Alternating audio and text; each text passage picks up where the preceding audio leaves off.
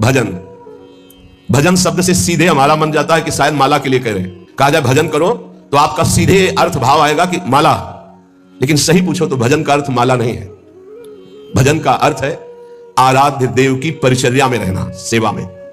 वो चाहे सुमिरन करते हुए शरीर से सेवा या मानसिक सेवा, अपने आचार्य की सेवा, अपने गुरुदेव की सेवा, अपने इष्ट की सेवा, इष्ट भाव से समाज की सेवा, वास्तविक भजन इसे कहते हैं। और जो अंदर अंदर नाम जब चलता है उसे सुमिरन कहते हैं। हनुमान जी महाराज जी ने दो बात कही, कहा हनुमंत विपत्ति प्रभु सोई, जब तो सुमिरन और भजन न होई। जब आपका सुमिरन नहीं हो रहा, भजन नहीं हो रहा। अगर नाम सुमिरन करना भजन से जोड़ा जाता तो दो बार क्यों कहा सुमिरन और भजन? सुमिरन का मतलब है अंदर से भगवत चिंतन करना, और भजन का मतलब है अंतर और बाह्य दोनों से आराध्य देव की सेवा करना। संत सेवा, गुरुदेव सेवा, इष्ट सेवा, समाज सेवा, इसे भजन कहते हैं। ध्यान रखना। कई बार एकांतिक में यही कहा, अपने कर्तव्य का पालन करना ही भजन है। भज धातु सेवायाम, भज का तात्पर्य ही है सेवा। अगर गुरु सेवा, आचार्य सेवा, इष्ट सेवा, समाज सेवा नहीं है तो केवल माला चलाना भजन नहीं कहा जा सकता। भजन का एक अंग है सुमिरन। इसलिए कह रहे कि भजन को समझ लीजिए, नहीं तो आपका कि घर बार छोड़कर एकांत में बैठकर माला चलाना ही भजन है, ऐसा नहीं। आप पति हैं, आप पत्नी हैं, आप किसी के पुत्र हैं, आप किसी के पिता हैं, आप समाज के एक बहुत बड़े सेवा का अधिकार प्राप्त करने वाले हैं, समाज के एक अंग हैं आप। एक अंग खराब हो जाए तो पूरे शरीर को पीड़ा होती है। ऐसे आप अगर आप सुधर गए, आप अपने अपने धर्म का पालन कर रहे हैं, अपने कर्तव्य का पालन कर रहे हैं और वो कर्तव्य कर्म प्रभु को समर्पित कर रहे हैं, तो सच्चा मानिए भजन हो रहा है। थोड़ी देर माला चला लिए फिर सुख वांछा में घूमे, मनमानी आचरण किए, इसे भजन नहीं कहते। थोड़ा समय रह गया है। जितने सत्संग सुन रहे हो इतना समझ लीजिए, अब हमारे जीवन का थोड़ा समय रह गया है। अब तो जाग जाओ, इन 3 में सोना बंद कर दो। ये जो धन की लालसा, अरे बोले तुम तो बाबा जी हो, तुम्हारा चल जाएगा, हमारा गृहस्थी में बहुत जरूरतें हैं। धर्म पूर्वक कर्तव्य कर्म करो, उससे जो मिल रहा है संतोष धारण करते हुए अपनी स्थिति के अनुसार ब्याह बरादी जितने कार्य है सबका होता है सृष्टि में। आज दुख पाया जा रहा है अपनी स्थिति से हटकर करने पर। आज दुख पाया जा रहा है केवल प्रशंसा के लिए करने पर। अगर आपकी स्थिति गरीबी की है तो आप किसी गरीब वर्ग को ढूंढेगा, आपकी पुत्री सुखी रहेगी। ये भ्रम छोड़ दो कि थोड़ा हमसे बड़ा धनी हो, बहुत हानि हो जाएगी। अगर आपकी स्थिति है और अपनी स्थिति के घर में बेटी का ब्याह करोगे तो बहुत सुखी रहोगे। अगर अर्थ की प्रधानता रखकर बेटे का ब्याह करोगे तो दुखी रहोगे। देख लेना, परिणाम में देख लेना। इसलिए धन के लिए तुम इतना व्याकुल मत हो, कर्तव्य कर्म करो, जैसी परिस्थिति उसके अनुसार चलो। भोग के लिए इतना व्याकुल ना रहो। जो धर्म पूर्वक पाणी ग्रहण किया है, भगवान की पूजा की भावना रखकर उसका, तो आप उससे मुक्त हो जाएंगे। नाम चिंता मत करो, नाम जप करो तो तुम्हारी विमल कीर्ति यहां नहीं भगवान के दरबार में होगी। ये मम जन है, ये मेरा जन है। जैसे अम्बरीश जी की चर्चा भगवान के दरबार, भक्तों के यहां भगवान की जैसे चर्चा होती, ऐसे भगवान के दरबार में महाभागवतों की चर्चा। इतना नाम जप करो, इतना ठाकुर सेवा करो कि भगवान अपनी सभा में आपको याद कर ले। इससे बड़ी क्या बात होगी? त्रिभुवनपति की सभा में तुम्हारा यश गाया जाए। जग जाओ। अगर अभी नहीं जगे तो फिर अब जगने का समय नहीं है, जगाया जा रहा है। ये सत्संग है मोह निद्रा से जगाने का। यहां तुम जिससे और किसी से प्रीति करते हो वो तुम्हें सुला देगा, जगाएगा नहीं। मोह भरे वचन बोल करके, मोह भरे कपट भरे वचनों को सुनने में बहुत अच्छा लगता है, लेकिन जब अध्यात्म और सत्य के वचन तो ऐसे लगते हैं बहुत कड़वे। मुंह मीठा भीतर कपट, पर्दा रहे है बास। मुंह में मीठा बोल रहे, हृदय में कपट, वहीं पर्दा लगाए भगवान बैठे वहीं देख रहे। जो शतमार्ग के पथिक है उनकी जबान में भले तुम्हें कड़वाहट लगे, लेकिन हृदय बहुत मीठा है और बेपर्द होकर भगवान वहां से बोल रहे, पकड़ पाओ तो पकड़ लो। अगर भगवान का पार्षद कोई संत जो विशुद्ध स्थिति में है, उसके वचन क्या करते हैं? वो गोला का काम करते हैं। बोले ऐसा ज्ञान का गोला माला की काम क्रोध लोभ मोह मद मत्सर सब मर गए और दिव्य प्रकाश हो गया हृदय में। अगर संत वचन सुन लिए तो अमोघ से खाली नहीं जाते हैं। ये तुम्हारे जीवन का परिवर्तन कर देंगे। बस आपको जरूरत है उन शब्दों को पकड़ने की। जिस समय अंतर्मुखता बढ़ने लगे, आपको अपने दोस्त दिखाई देने लगे, जान लेना संत वचनों का प्रभाव शुरू हो गया है। अंतर्मुख हुए लगे, अपने दोस्त दिखाई देने लगे, मेरे में ये कमी, मेरे में ये कमी, हे भगवान ये मेरी कमियां कैसे दूर होंगी? तो जान लो संत संग का प्रभाव आपके ऊपर पड़ रहा है। आत्मा अपनो भास है, अपने आप से अपने स्वरूप का बोध प्रारंभ हो जाता है जब किसी सच्चे संत का संग मिलता है। पाता है निज आत्मा विषयन सो मन रोग, काम क्रोध के वेग की जो सह जावे झोंक। संत संगी वही है जो काम क्रोध के वेग को सह जाए। काम आया सह गया, क्रोध आया सह गया। हमें देखते हैं कि काम क्रोध को सहने की तो वृत्ति साधक में है, लेकिन ईर्ष्या को सहने की शक्ति नहीं है। वो जहां ईर्ष्या करता है, दूसरे से निंदा करने लगता है, तो फिर उसकी काम क्रोध की शक्ति बढ़ जाती है और वो सहन करने में असमर्थ हो जाता है। अहम मैं जितेंद्रिय हूं और ईर्ष्या दूसरे की उन्नति देखकर डाह होना, जलन होना, जहां आया तो फिर वो वही परास्त हो गया जहां जीत रहा था। इसको पकड़ना। गुरु कृपा से काम और क्रोध पर विजय प्राप्त करने की योग्यता साधक में आ जाती। बहुत शीतल हृदय होने लगता है, लगता है क्या कुछ नहीं। और जहां उसके अंदर ये अहम आया और दूसरों को देखकर जलन होने लगी, अपने में अहम आने लगा, वही उसकी सामर्थ्य घट गई और वो उसी विषय के लिए रोने लगा। काम क्रोध आदि उसको परास्त करने लगे। समझना, इस बात में आध्यात्मिक चर्चा है जिससे आपको परम पद मिल जाएगा। आप अगर गुरु शरणागत है तो काम क्रोध आपके अंदर स्फुरित होंगे, परास्त नहीं कर सकते। चिंगारी की तरह स्फुरित होंगे, ज्वाला की तरह नहीं। पक्का समझ लो। दो बातें हैं यदि तुम काम क्रोध से परास्त हो जाते हो। पहला, आप गुरु आज्ञा का उल्लंघन करके कोई गंदी बात देख रहे हो, कोई गंदी बात कर रहे हो, कोई गंदी बात करने वाले लोगों का संग कर रहे हो। अगर ये नहीं तो फिर तुम काम विजयी होने का अहंकार कर रहे हो। अन्यथा स्फुरणा होती है और शांत हो जाती है। उसी मार्ग से चले हुए अनुभव की बात है, हम किसी की दूसरी तर्क वाली बात नहीं मान सकते, छाती की बात मानते हैं। ऐसे स्फुरण होता है और शांत हो जाता है, क्योंकि उसके लिए कोई चारा नहीं है। धीरे धीरे स्फुरण भी बहुत कम होने लगता है। पर जहां देखा गया अपने में अहंकार आया कि मैं जितेंद्री, और जहां दूसरे की उन्नति से डाह, तो फिर वही उसको परास्त कर देते हैं। चिंगारी को ज्वाला बनने में देर नहीं लगती। वो चिंगारी तब शांत होती है जब भगवत साक्षात्कार हो जाता है, सूक्ष्म रूप से विकार रहते हैं। पता है निज आत्मा विषयन सो मन रोक। जब संत वचन रूपी प्रकाश आपके हृदय में हुआ, तो ये जब पता हो गया कि तुम देह नहीं हो, भले अनुभव नहीं हुआ, तो अपने मन को विषय में जाने से रोको। बोले काम क्रोध के वेग की जो सही जावे झोंक। इनका झोंका आता है हवा का, जैसे झोंका। हवा का झोंका आवे, तूफान आवे, किसी पहाड़ का आश्रय ले लो, बच गया। छोटी मोटी पेड़ आदि का आश्रय मत लेना, नहीं टूट के गिर जाएंगे आपके ऊपर, वही मार देंगे। क्या करना है? पहाड़ का आश्रय। पहाड़ कौन है? भगवान के प्रेमी महाभागवत जनों के वचन, या भगवान नाम, या भगवत लीला गुण कीर्तन। जहां कामादि दोषा में मजीरा उठाओ, राधा राधा राधा एक मत सुनो मन की, देख लो अभी साफ हो जाएगा गंदगी जो आई थी। या कोई संत के उपदेश सुनने लगो, या भगवान की लीला गायन करने लगो। प्रियालाल के चले, जो प्यारो करे शुरू करो, और आज वह देखियो तो प्यारी, चले जाओ वहां तक 84 पदों का गायन पक्का। जब तुम्हें काम सतावे, चतुरासी जी का गायन शुरू कर देना, गायन। और अगर ना चला जाए तो हमसे बताना, निज अनुभव की बातें हैं। चतुरासी जी का फल ही है भवजल निधि को नाव, काम पावक को पानी। तो जो सही जावे झोंक या आंधी आती, जाएंगे टिकेंगे नहीं। आगमा पाइनो अनित्यास्तास्तितिक्षु भारत। जो सही जावे झोंक यार विक्षेप हटावे, निद्रा और आहार जुक्ति सो धीरे से घटावे।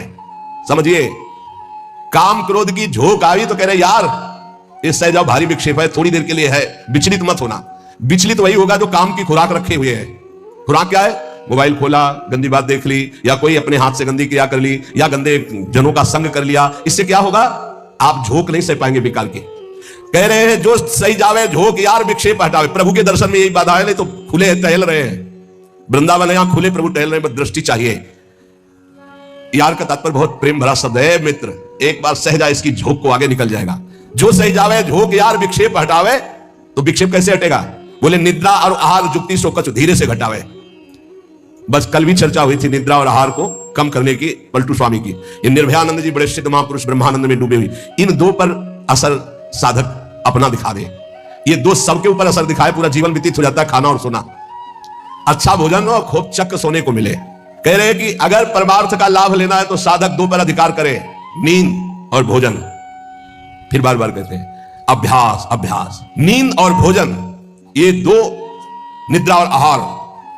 फिर तीसरे पर विजय जो मैथुन, फिर चौथा जो भय। ये चार ऐसे दोष है पूरी सृष्टि को अपने अधीन किए हैं। निद्रा, भय, आहार, मैथुन, ये सब के सम जग उपजाए, सब इसी में फंसे हुए हैं। ऐसा साधक इन चारों पर विजय प्राप्त करनी। निद्रा तब जब आहार पर आप संयम करेंगे। बहुत बार आहार पर चर्चा होती, भाई आहार को संभाल लो, इसको बढ़ाते चले जाओ, एक एक कवल बढ़ता चला जाएगा। इसको घटाते चले जाओ, घटता चला। 400 ग्राम में पूरे 24 घंटे शरीर का सम्यक मेहनत करते हुए पोषण हो जाएगा 400 ग्राम में। यहां यही है कि अगर आप भगवत मार्ग में चलना चाहते हो तो आहार पर संयम करो, तो नींद पर संयम हो जाएगा।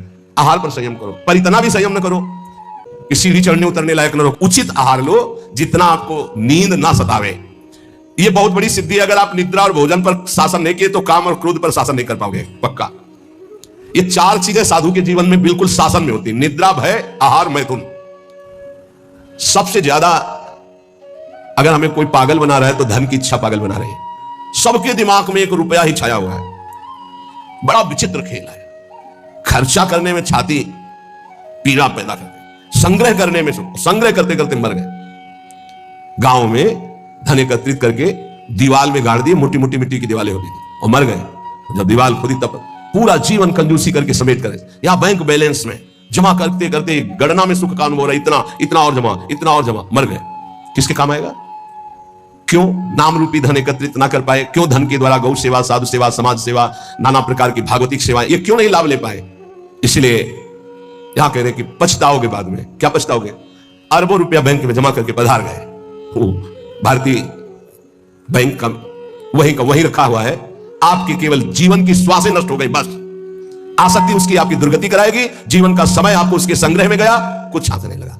कितना भोगोगे? कितना भोगोगे? क्या खाओगे? कितना खाओगे? जब शरीर ही नहीं रहेगा तो ये सब खाना पीना किस कार्य में आया, यदि सच्चिदानंद से चित्त नहीं जुड़ा? इसलिए पछताओगे यदि धन की प्रधानता जीवन में रही। तो आप सच्ची मानिएगा, आप जितने लोग बैठे हो, हम नहीं कहते कि सबके दिमाग में होगा, लेकिन आप देख लो प्रधानता हर क्रिया के परिणाम में धन प्राप्ति की लालसा, हर क्रिया। साधु संग कर रहे हैं तो ऐसी कुछ आशीष हो जाए कि धन प्राप्ति हो जाए, हम ठाकुर सेवा, ठाकुर दर्शन, उपासना, सबका परिणाम एक धन की तरफ रहता है, सबका परिणाम। कोई बिरला ऐसा होता है जिसके दिमाग में धर्म होता है कि मैं जो भी करूंगा धर्म पालन के लिए करूंगा, मेरे जीवन का उद्देश्य है समस्त जगत को सुख प्राप्त हो, भगवान प्रसन्न हो जाए, बस। ये कोई बिरला करता होगा, बिरला। वो भक्ति का आडंबर करके, वो वैराग्य का नाटक करके, उपदेश का, व्यापार का, संसार का, चाहे वो परमार्थ हो या व्यवहार हो, दोनों में प्रधानता हमारी रहती है धन की।